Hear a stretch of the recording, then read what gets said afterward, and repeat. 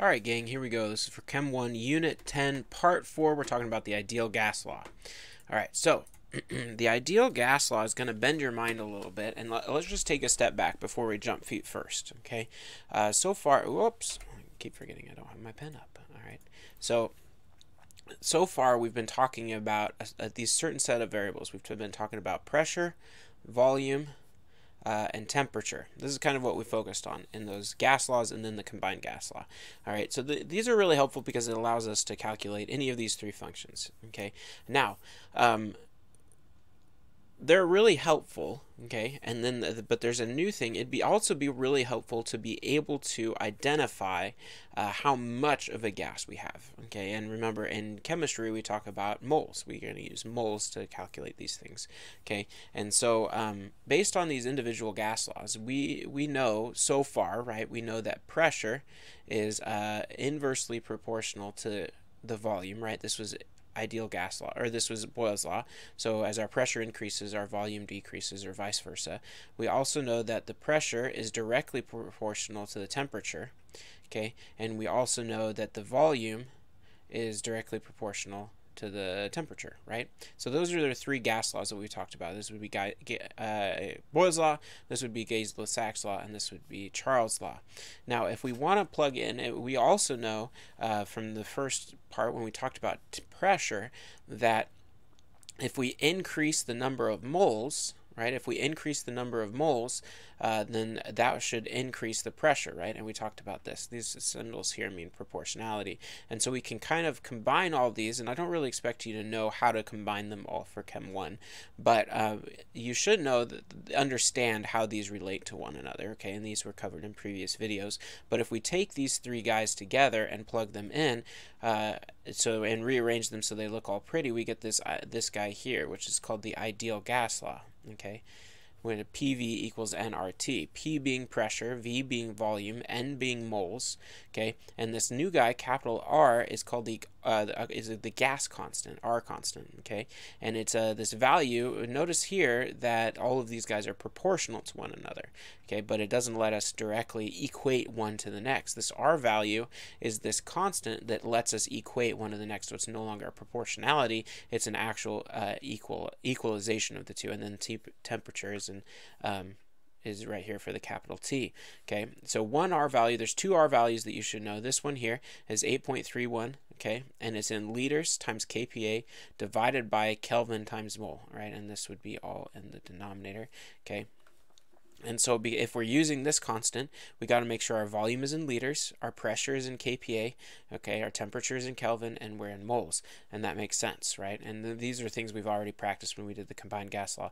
And the other one that you should know is 0.0821. And this guy is in liters times atmospheres over moles times Kelvin. Okay, and so if we use this value here, okay, 0.0821, then you're going to make sure your pressure is in atmospheres. Volume is still in liters, we're still in moles, and we're still in Kelvin.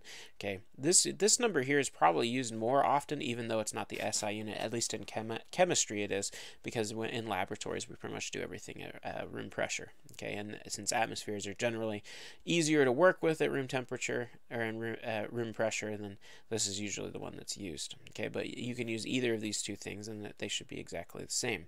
All right, N is the number of moles. All right. So that's that. Let's do a practice problem here.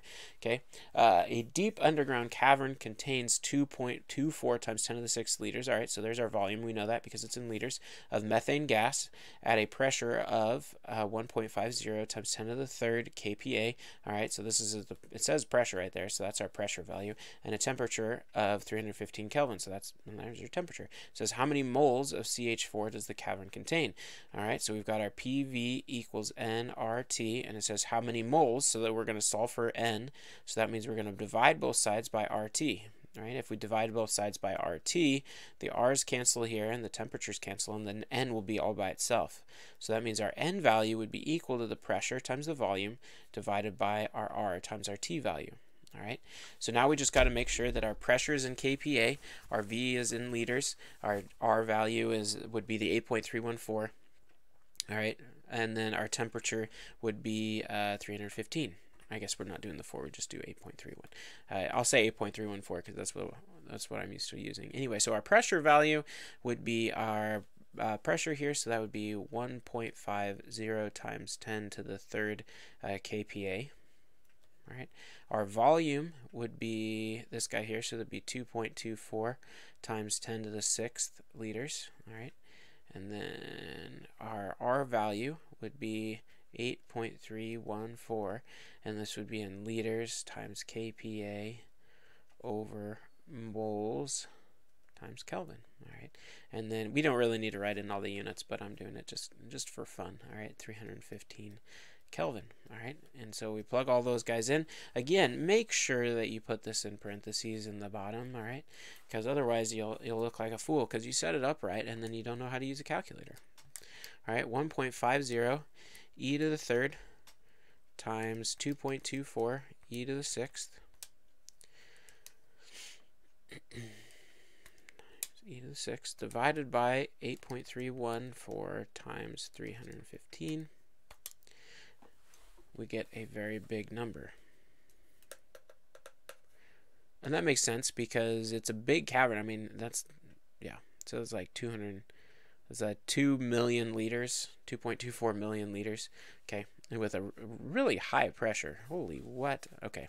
So anyway, so we get a big number here. So we'll have to do scientific notation. So how many sig figs? Everything's got 3 sig figs. So it would be 1.28 times 10 to the 1, 2, 3, 4, 5, 6 to the 6th moles of CH4. Okay, and I know it's moles because I solved for N.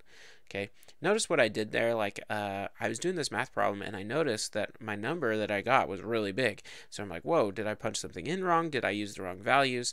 And you just gotta double check yourself. You know, look at your answer and think to yourself, oh, does that make sense? Okay. So and then I reasoned through it. It's like, oh, it's a really big volume and it's a really big pressure. So yeah, that does make sense. It does seem like a lot though. All right, and then it says how many grams of CH4. So now we got to go back to our mole rules here, and we're going to convert 1.28 times 10 to the 6th, 10 to the 6th moles of CH4, and we're going to convert it to grams of CH4. All right, so we can put moles of CH4 in the bottom, and then grams of CH4 on the top, because that's what we're going to, right? And this is just stoichiometry, or this isn't stoichiometry, we're just going to use the molar mass, right? We put 1 with moles, and then we need the molar mass of CH4. So let's do that up here. So we have CH4 would be 1 carbon and 4 hydrogens, all right? And we're going to add that up. So a carbon is 12.01, hydrogen is 1.01, we've got 4 of them, so 4 times 1.01, all right? And then, so this would be 4.04 plus this would be 16.05. Cool. All right, so 16.05.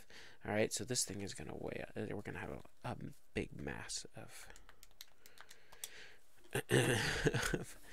methane here. So it would be, again, 3 sig figs. So it would be 2.06 times 10 to the 1, 2, 3, 4, 5, 6, 7 times 10 to the 7th, and then that would be grams of CH4. All right, so those are 2 answers for using the ideal gas law, and really we can solve for any of those units, so not just moles. So then you just divide for the ones you want, and so you get what you're left. If you're solving for pressure, you divide volume over. If you're solving for volume, you divide pressure over. If you're solving for temperature, you divide moles and R value over, so on and so forth.